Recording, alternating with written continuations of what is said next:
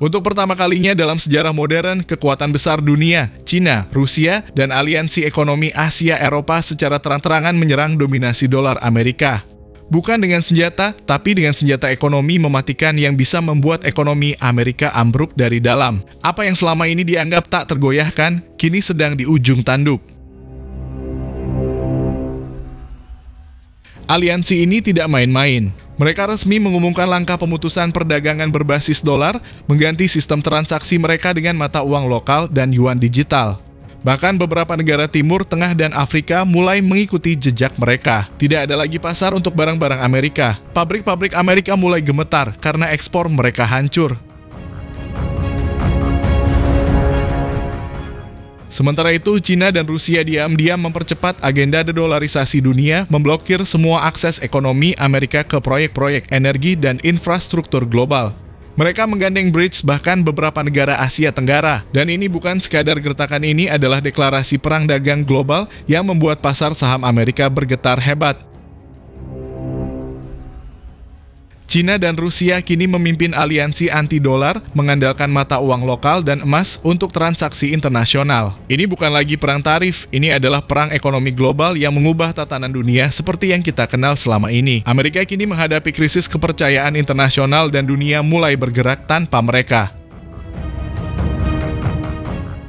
Perang dagang terbaru antara Amerika Serikat dan Cina tidak lagi sekadar soal tarif impor, ini sudah berubah menjadi pukulan telak terhadap dominasi ekonomi global AS. Keputusan Presiden Trump untuk menaikkan tarif hingga 104% justru menjadi bumerang besar yang mengguncang kepercayaan pasar dunia terhadap produk Amerika.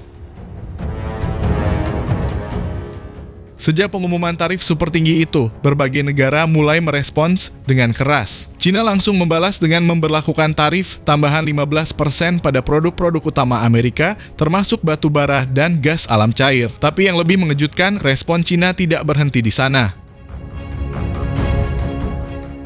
Alih-alih melemah, Cina justru menguat. Dalam beberapa minggu terakhir, Beijing mempercepat pembentukan aliansi strategis dengan Rusia, negara-negara Asia Tenggara, hingga mempererat kerjasama dalam blok BRICS. Blok Timur mulai menyatu dan target mereka jelas kurangi ketergantungan pada dolar. Di dalam negeri, banyak perusahaan Amerika kini mulai kelabakan. Apple mengalami penurunan penjualan yang signifikan di pasar Asia. Tesla menunda ekspansi baru di kawasan Asia karena hambatan logistik dan penolakan pasar. Brand Amerika tak lagi jadi simbol prestis, malah jadi simbol masalah. Para ekonom memperingatkan bahwa strategi Trump tidak memperhitungkan perubahan geopolitik saat ini. Dunia tidak lagi bipolar seperti era Perang Dingin. Aliansi antar negara berkembang kini jauh lebih cair, fleksibel, dan pragmatis. Mereka memilih stabilitas ekonomi dibanding tunduk pada tekanan Amerika.